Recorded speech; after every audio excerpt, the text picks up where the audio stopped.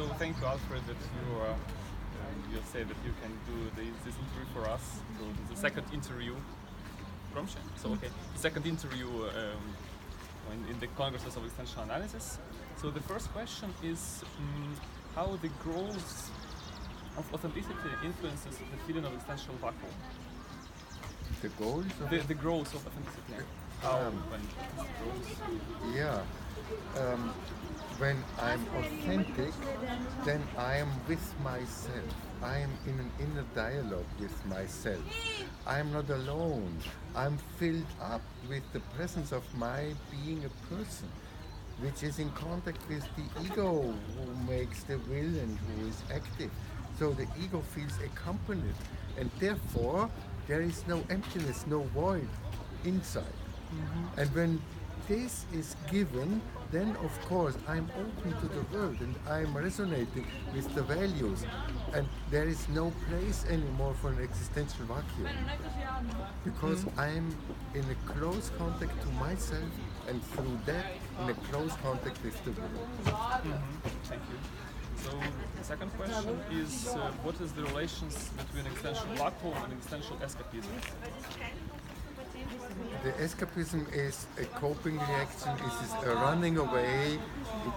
It means to avoid situations and not to confront, not to enter, and not to have an encounter with the situation, and not to come to a position to the situation. This is the activity. Existential vacuum is the result. This emptiness of being not fulfilled, seeing no meaning in life, and being not oriented. This is the result, the vacuum. Mm-hmm. And a part of it, or one road which leads to existential vacuum, is this escapism, is not personal, a personal activity. Mm-hmm. What are the relations between existential analysis and transactional analysis of Erika Berna? There is not a real relationship between these two approaches. Erika Berna's transactional analysis is a reduced form of some kind of psychoanalytic understanding of the human being.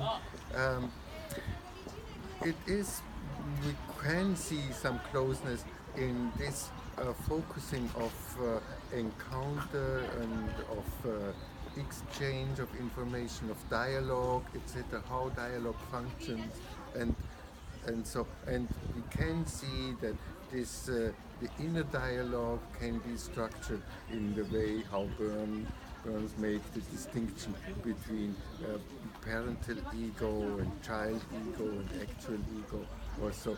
But we do not work with that.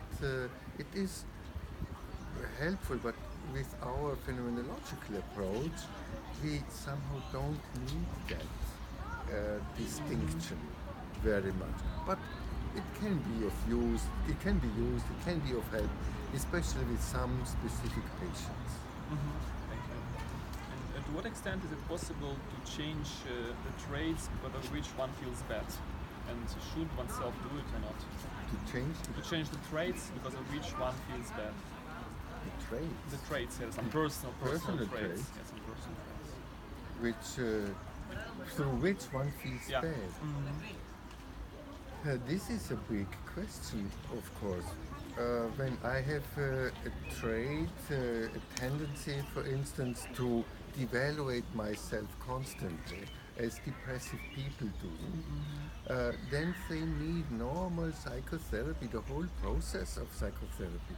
When these are traits of narcissism or borderline or histrionic personality traits, this needs even longer psychotherapy. It needs the time of which gives us a chance to develop, to grow, for the evolution of new capacities, which by the deprivation of former periods of former life, they could not develop that way.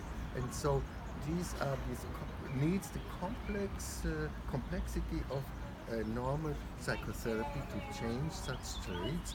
They can be more on a neurotic level, they can be more on an episodic level, like I'm copying somebody, a mother who treated me badly, and so I'm doing it to myself since the last encounter for a certain period. This is just episodic. This can be changed very quickly. But when it is going deeper, when it is linked with psychodynamics, and is more than just a copying behavior, then it needs psychotherapy. And when it is linked to the personality traits, this needs a lot of work. Okay, thanks a lot. And how to stay in the inner harmony under the pressure of stress factors, and how to foster the connection between I and person. Under stress factors, I have first to protect myself, to come to a safe place, that I can become quiet and that I don't have to struggle and to fight and to defend myself. So without being based in the first dimension of existence, I am still in a hurry and I'm stimulated and have to fight and cannot come to quiet work. But when I'm safe, then I can, second dimension of existence, turn towards this experience and get into connection and feel it and try to understand it and to find out what moves me in there, what do I need, and to care for that what I need, to care for that what hurts, to grieve, to apologize, to regret or whatever is the cause that I'm suffering so much. And then we come into a development. It cannot be switched over like we can switch on a light and switch off the light.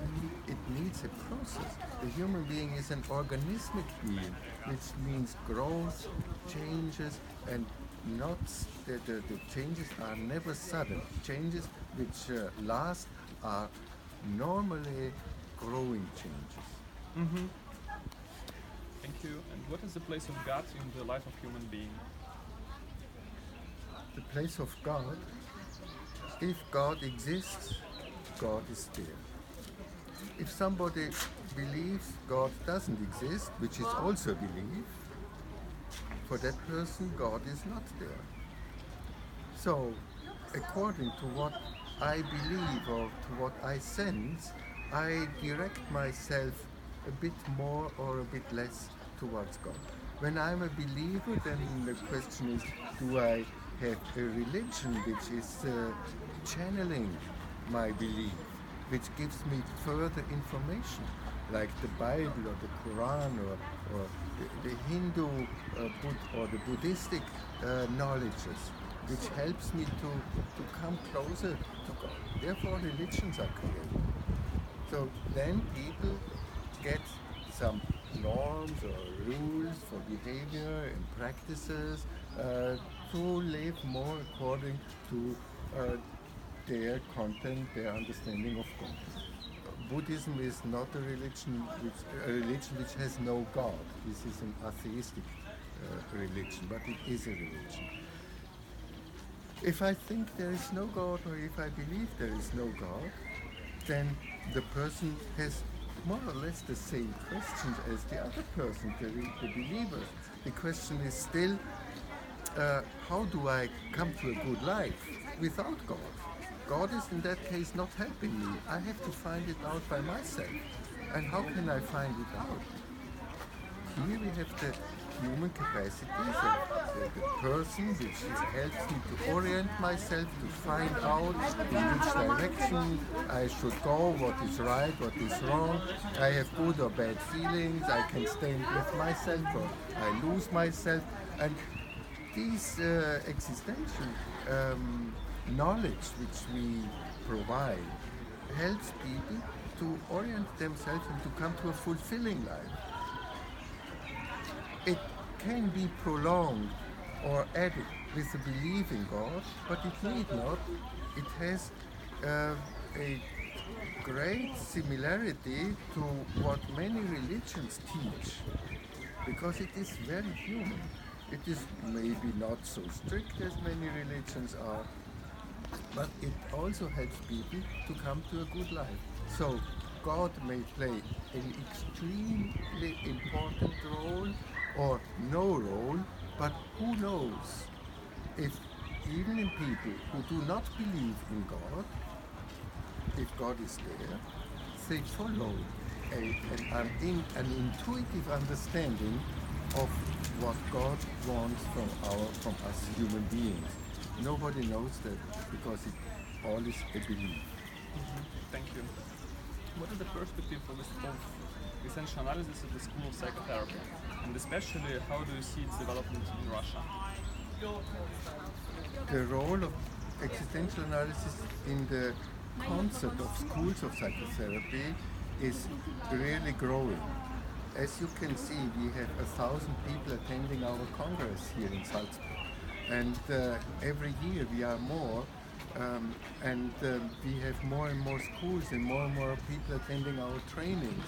And I see the role of existential analysis in psychotherapy as being really the central one. It is the central psychotherapy. It is not yet known, but it will be more and more known. And I'm sure in 20, 30 years, people understand that this is a very proper access and approach to the human being. It becomes more and more known. We need more scientific empirical investigation, because this is the way how universities open up better, and so students do not hear enough about existential analysis. But outside of universities, it is really expanding. And also in Russia, it is the same. I can see that in Russia, the universities are more open and more interested than in Central Europe. This is maybe the openness of the Russian culture and also the search for new developments. And this is a great chance for existential analysis, this development in Russia. And now we are going not only to Moscow and St. Petersburg, we are going to other cities in the whole country and expanding it there. Thank you. And the last question, how to establish the personal contact with psychotic adult people without the possibilities of verbal communication?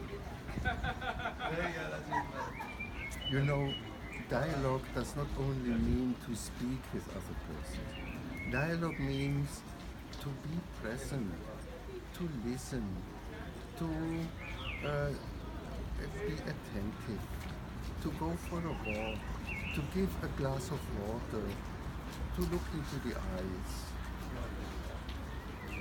to touch maybe a person. We must be very careful with psychotic persons, but all psychotic persons may like. Actual psychotic persons may be afraid. So, but with these forms of interaction, we can come closer to this person. It is so important for instance, to apply the first fundamental motivation, which means I give space to you. The psychotic person can be in my room and sitting there and doing nothing, just walking, just looking, while I am working, and I say, okay, you come in, you are welcome, take place, and this is helping us, supporting that person. There are so many ways how we can interact with them.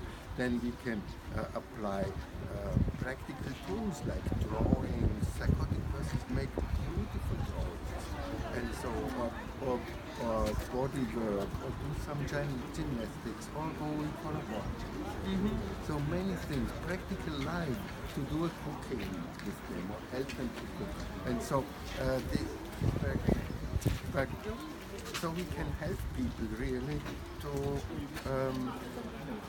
to connect with the world, to reconnect with the world. Thank you very much for your answers. Thank you for your. Thank you. Thank you. Bye bye.